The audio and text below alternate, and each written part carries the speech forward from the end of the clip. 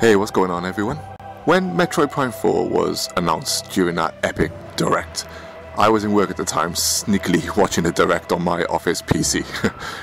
Seeing that S appear and then the Prime music kicking in moments later, well, I thought I was going to have a heart attack, and if I wasn't in work and at home instead, I would have screamed my house down. The Platinum US GameCube you see here I bought purely for Metroid Prime upon release, because back then in Europe, in the UK, everything normally came out much later than the rest of the world, and as soon as I first saw Metroid Prime, I simply needed that game in my life, and I went out and bought a US GameCube just to get that game early. I personally consider the first Metroid Prime to be near gaming perfection, and it sits easily in my top 10 games ever made. But at the same time, I also consider the Metroid Prime trilogy to be arguably one of the best trilogies in gaming, if not the best trilogies in gaming. Each game in their design approach and what they strive to achieve being nothing short of absolutely incredible. And speaking of the first Metroid Prime, one of the first videos I'd done was actually on the intro to this game, as an intro I consider to be, once again, gaming perfection. So please check it out if you haven't done so already. And, also talk about Metroid Prime just in general. I don't care what anyone says about Metroid Prime 2 and its Dark World mechanic. If anyone calls that game crap, then for me they are simply wrong. So, ever since the announcement, I've been wanting to do a video on my wants for Metroid Prime 4. At the time, many people called for a Breath of the Wild style of reimagining, and even now, people are throwing rumors around about who the developer might be, and I think this is only because of what happened to Metroid Other M, which, let me just say, is a good Metroid game, and I don't blame Team Ninja at all, as the game played really well. I blame Sakamoto, in fact, who directed and wrote Other M, and as we all know, it was the story and portrayal of Samus by far that spoiled Metroid Other M more than anything else. But what's in the past is in the past, right? Since Other M, we've had two other Metroid games, one being Metroid Prime Federation Force, and the other being Metroid Samus Returns, both games on the 3DS. I own them both, enjoyed them both, and I'll leave it at that, because this video is all about the return of Samus Aran to consoles, and not just her return, but the fourth entry in the Prime series, which, as we know, was previously developed by the now legendary Retro Studios, a studio I'll specifically talk about another day. What I want to focus on in this video is what I'd like to see in Metroid Prime 4 and how I feel that this fourth entry doesn't need to change as drastically as people are suggesting or might be thinking, but can instead take certain elements from certain games like Breath of the Wild, even Monster Hunter World right now, not just Monster Hunter in general, Mass Effect, and even Star Fox 2, and evolve on its core gameplay from previous Prime games. So let's get into it.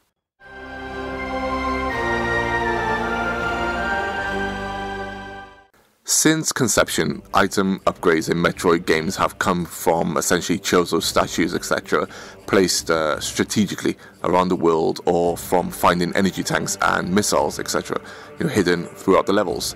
Some in clever places, whilst others, especially in the 2D games, borderline on being unfair. Perhaps now it's time for a change. Not in terms of getting rid of upgrades, but how you obtain them. Unlike others, I actually don't want to control Samus's gunship to fly through space, etc. I actually really enjoyed its use in Metroid Prime 3, the ship almost becoming another character that assists the hunter on her travels. I'd like a new gameplay mechanic that lends itself to a Monster Hunter type of upgrade system, where you collect certain resources from certain planets and creatures that can then be combined together at your ship to upgrade your suit and weapons for additional bonuses and newer abilities. This can be similar in mindset to how you absorb the X viruses in Metroid Fusion, as an example, which once bosses were killed, you'd absorb their ability. Except in Prime 4, certain upgrades will require the defeat of certain stronger monsters, which will then allow you to retain such a progress system. Defeating these rare monsters will provide you with the rare material needed, but along with other general materials to help upgrade your abilities.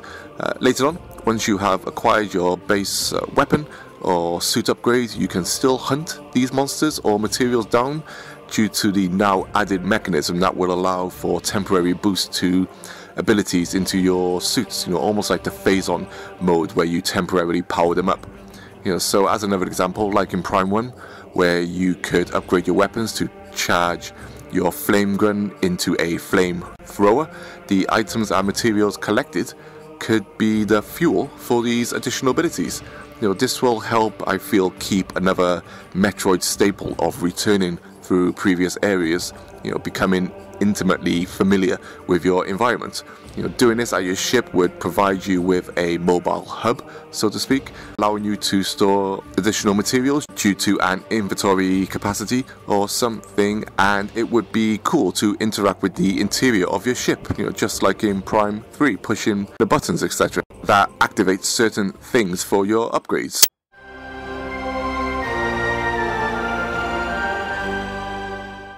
Metroid has always played around with elements in its games. Metroid Prime 1 had a lot of cool weapon expansions like the Flame Thrower, Ice Blaster, and the Wave Buster, and these additional attacks which caused additional damage to enemies and looked awesome in their execution. Well, I want these to return, powered by the new upgrade mechanics I mentioned earlier, but to be used within the environment for additional puzzle-based and progression elements. For example, the Ice Beam could be upgraded to allow you to form temporary ice platforms on top of water, allowing you to traverse otherwise deadly cold rivers and lakes, or how about, like in Zelda, allowing you to shoot waterfalls and create platforms to jump up on, or divert the flow of water for, once again, puzzle elements. Let's have the Fire Beam actually melt ice around the environment a lot more, allowing you to drop, for example, large icicles onto enemies for on-the-fly battle environmental damage. Burn through vines and bushes to reveal alternate paths and secrets, stuff like that. How about the Plasma Beam that can be upgraded into a Plasma Cutter, which allows you to melt metal, which in turn can destroy makeshift bridges that space pirates are crossing, or cut through tree trunks to form natural bridges, allowing you to cross large expanses. All these things have appeared in Prime games before, but like I said, I just want them to evolve that bit further now, using a physics engine, using the new graphical power of the Switch to allow these things. Then you can have the Electric Gun, which can be used to actually power certain objects or ancient weapons that can be used for puzzles and combat, similar to Breath of the Wild, or allowing you to shoot water, electrifying it, that can kill or stun enemies, or even kill certain creatures in the water, that can once again fuel the upgrade system for you to collect stuff. Later on, like in Prime 1, some space powers or some enemies can become immune to such elemental attacks, once again forcing you to switch up. Basically, let's take the elements effects from Breath of the Wild, if we're going to use that game once again, and place it into the Metroid universe, which I think would work a treat, especially if the environment was detailed enough, like Zelda, to experiment with such mechanics.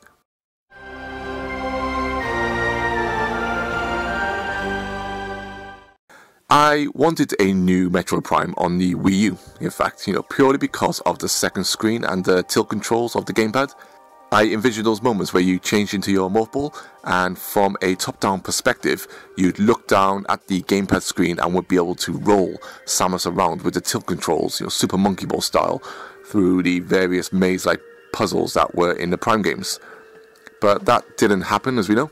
But now that we have the Switch, I feel it can still be replicated, somewhat, especially after playing some of the puzzles in Breath of the Wild that involved rolling the ball through a maze and flicking the motion controls upwards to make the ball jump, etc.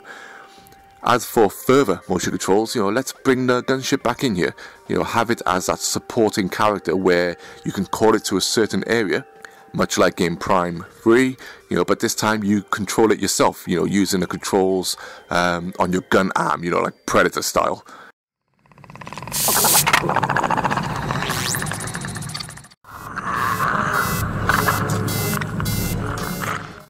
And once the ship arrives at your location, you can control it with the tilt controls, the gyro controls, and use it to perhaps carry large crates around the area to be placed strategically, further supporting those puzzle elements. Or even have the ship land at other launch pads, allowing you to save your game and upgrade your gear without having to backtrack to your starting area, once again like Prime 3, but just evolving on it. And at least this way you get to control your ship a little bit and interact with it a little bit, but not having the need for a full-on flying around universe, which I feel might be a bit too much for the Metroid game, or a bit unnecessary. The grapple beam in Metroid Prime 3 was taken to the next level by allowing you to rip the shields off enemies and then attack them, which was freaking awesome in combat, especially with the sexual pointer controls that Prime 3 brought to the table. Well, let's continue that trend by, but evolve it further with the awesome physics engine from Zelda. Much like the magnesis ability on your Sheikah Slate, how about using the grapple beam to move small objects, once again for both puzzle and combat mechanics. How about once you upgrade the grapple beam by destroying a specific enemy or whatever, you are then able to grapple smaller enemies and fling them around the area, for combat, throwing them into lava pits or slamming them into other enemies, which I think would be pretty cool. How about being able to upgrade your missiles into, say, grenades that can bounce or roll or be launched at a trajectory that's powered by their weight and the physics engine? Once again, changes some of the tactics in combat, something that the Prime games tackle a lot more than the 2D Metroid games, I feel.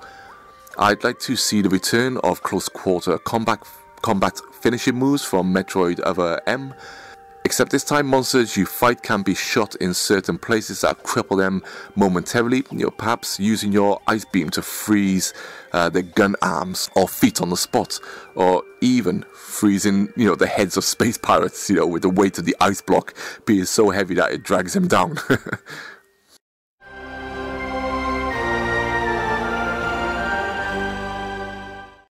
After finally playing Star Fox 2 officially, I instantly had the idea that, I'd love to have some of the ideas in this game applied to a Metroid title.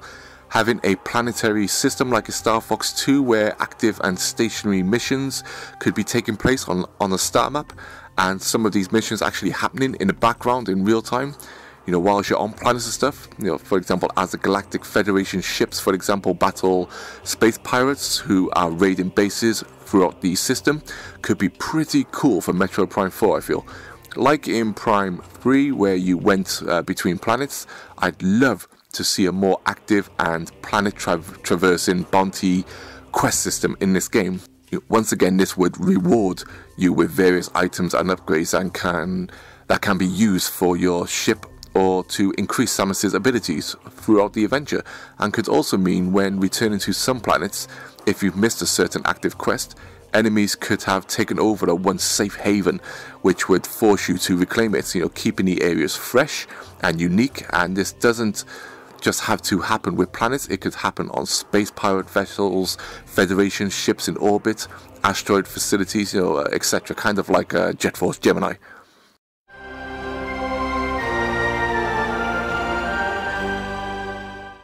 And as for multiplayer, personally, I don't want a competitive multiplayer for Prime 4.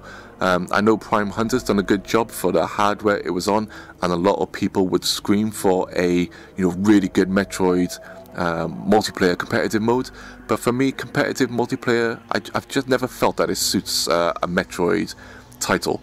But co-op, that's something I feel would work better for a Metroid title online. I'd love an online co-op Metroid mode, that allows you to create custom Galactic Federation troopers. I mean, just like Federation Force on the 3DS to an extent.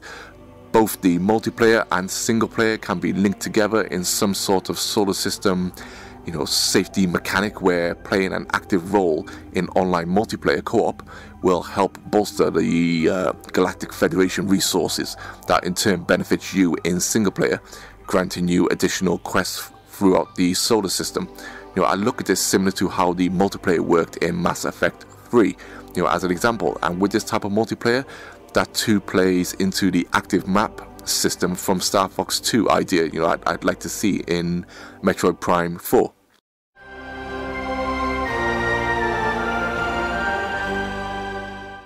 So, you know, those are some of my ideas I'd love to see in Metroid Prime 4, but you know what? I have no doubts whatsoever that Metroid Prime 4 will be utterly sensational, because this is a Prime game, right? Not just a regular named Metroid title. You know, they've chosen the Prime series here. This is for the Prime series, so I'm fully confident that the Prime premise will be there, and Nintendo will ensure that this Metroid, you know, once again elevates this god tier series to the next level on the Nintendo Switch. And for me, I can't think of any other possible title right now that could take Breath of the Wild's crown as my personal, you know, best game ever made, apart from Metroid Prime 4. You know, this is you know, the Prime series is a special series for me. So, you know, as always, thanks for listening. I hope you enjoyed the video, and please let me know your thoughts below on both my ideas and also just the Metroid Prime trilogy in general, or just the series in general, because there's Prime Hunters and Prime Federation Force. So yeah, once again, thanks for listening all. Take care. Peace.